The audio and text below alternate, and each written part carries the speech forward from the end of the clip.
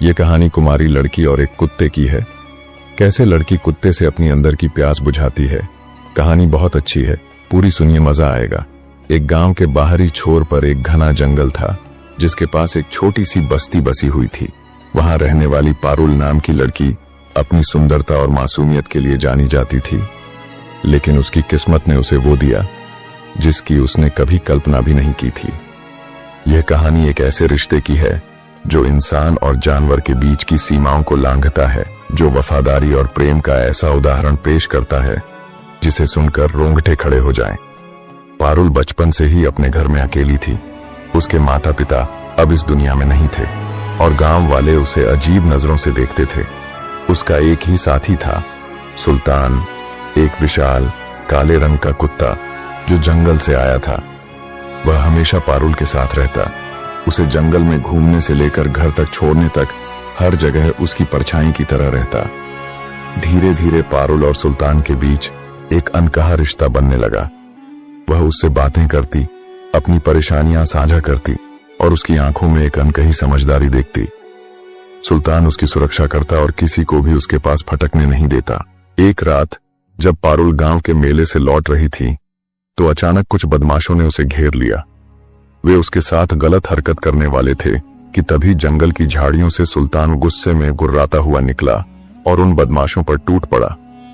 उसने उन्हें ऐसा दौड़ाया कि वे अपनी जान बचाकर भाग खड़े हुए। पारुल डर और भावुकता से भर गई। उसने सुल्तान को गले लगा लिया और रो पड़ी। उस रात पारुल ने सुल्तान के साथ ही जंगल में एक गुफा में रात बिताई। लेकिन इसी रात कुछ ऐसा हुआ जिसे कोई समझ नहीं सकता था। कुछ महीनों बाद पारुल को एहसास हुआ कि उसके शरीर में अजीब बदलाव आ रहे हैं। गांव की महिलाओं ने जब उसकी हालत देखी तो वे दंग रह गईं।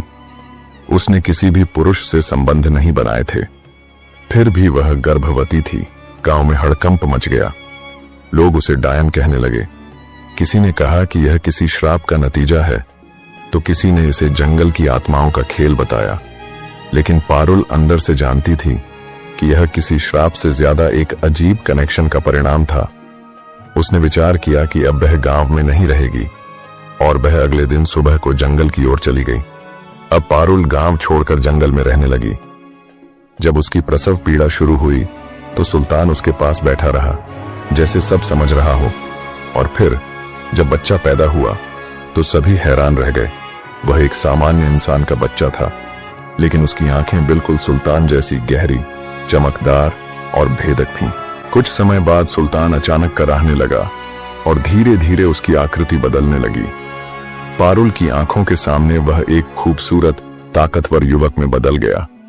वह कोई साधारण कुत्ता नहीं था, बल्कि एक श्रापित योद्धा था जिसे किसी जादूगरनी ने सैकड़ों साल पहले कुत्ते का रूप दे दिया था। सुल्तान ने पारुल को सच बताया कि वह एक राजकुमार था जिसे प्रेम में धोखा मिलने के कारण श्रापित कर दिया गया था। लेकिन पारुल के सच्चे प्रेम और बच्चे के जन्म ने उसके श्राप से मुक्त दिया। लेकिन इस श्राप के टूटने की एक शर्त थी। अगर सुल्तान फिर से इंसान बना तो वह ज्यादा समय तक जीवित नहीं रहेगा। यह जानकर पारुल की आंखों से आंसू बहने लगे और कुछ ही क्षणों में सुल्तान ने पारुल की गोद में अंतिम सांस ली। वह चला गया, लेकिन अपने पीछे एक निशानी छोड़ गया, उनके प्रेम का प्रतीक, उनका बेटा। इधर गांव वालों को जब सच्चाई का पता चला तो उन्होंने पारुल से माफी मांगी, लेकिन पारुल ने किसी से कुछ नहीं कहा। वह अपने बच्चे को लेकर जंगल में चली गई और वहीं रहने लगी। कहा जाता है कि पारुल के बेटे में भी सुल्तान जैसी अद्भुत ताकतें थीं। वह जानवरों से बातें कर सकता था और जंगल का सच्चा रक्षक बना। इस कहानी ने साबित कर दिया कि प्रेम की कोई सीमा नहीं होती। वह हर रूप में आ सकता है, चाहे वह इंसान के रूप में हो या किसी जानवर